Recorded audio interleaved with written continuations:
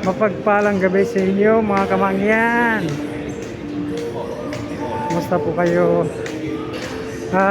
Ito wala ako kayo kanina kasi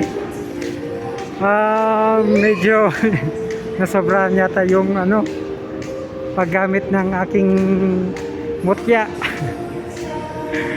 Alam nyo kasi nangyari, ginawa ko kasi ito energy drink yung pinagbabaran ko ng mutya.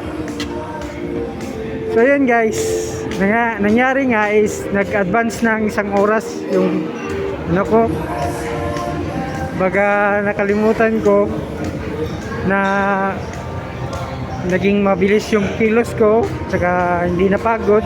Nagtaka yung kasama ko ba't ang bilis ko. Ayun nga, wala silang kalam-alam. Pero pasalamat pa rin ako sa Diyos Ama natin. Pinagdasal ko kasi na bigyan ako ng lakas. Ayun nga, tsaka liksi ng pagkakatawan, bilis. Siyempre, umiling din ako sa gabay natin. May gabay kasi tayo na kasama dun sa ating mutya. So ayun nga guys, patunay po yan na ang mga mutya ay talagang totoo talaga yan. Kasi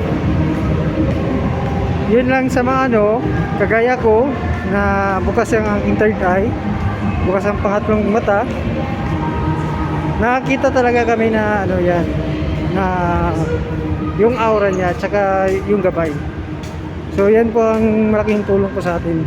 At isa na po kalakip niyan, kayo, dasal kayo sa Panginoong Diyos na patubayan kayo, bigyan kayo ng protection din.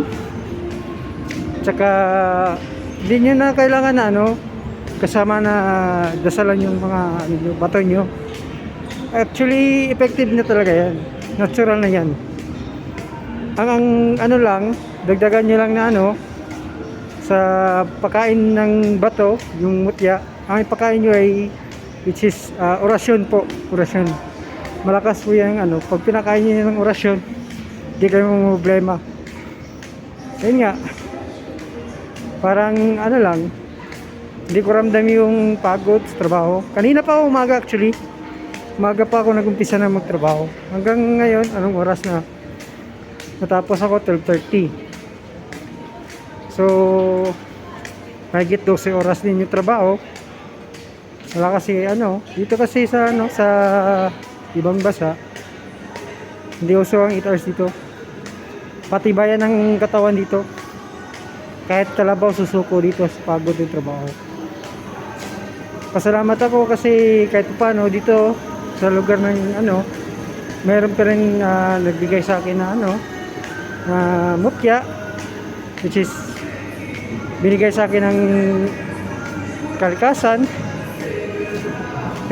pinaubaya sa atin na mahanap yung mutya at saka pangalagaan natin. So sa mga antingeros dyan, may gabay dyan, may mga gawak na mutya, yung yung mga bukas ng mata, yung may third eye, alam nila kung paano gamitin yan.